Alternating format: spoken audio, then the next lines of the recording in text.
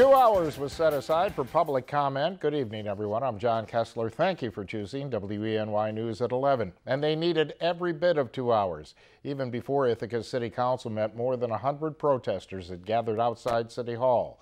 What did they want? Police reform. WENY's Asha McKenzie joins us live in the studio with the story. Asha? John, justice. That's what the protesters wanted for the 15-year-olds that were chased by police in the city in early August. Now the mothers are speaking out. All of this. We didn't want the publicity. We didn't want it to be stated as racism, because that wasn't our concern. Because if my son would have coughed, if her son would have sneezed, if he would have looked the wrong way, what would have happened to our kids that night? Heartbroken and demanding answers after Ithaca police officer drew his gun and chased their 15-year-old sons in early August. The mothers say their sons ran because they were scared. Police say they chased because of a possible connection to a vehicle arson.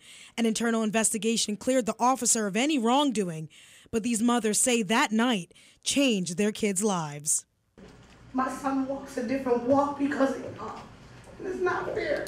Because my son is forced to now carry himself as an adult, because being a kid is obviously something he couldn't be. Now the mothers want Mayor Savante Myrick to keep his promise of clearing their names. You're right in that that was a broken promise, because the deputy chief then turned to a juvenile investigator, someone who typically interviews teens, and thought that they would do a better job. As these mothers spoke out, more than 100 people rallied behind them at City Hall, protesting for change.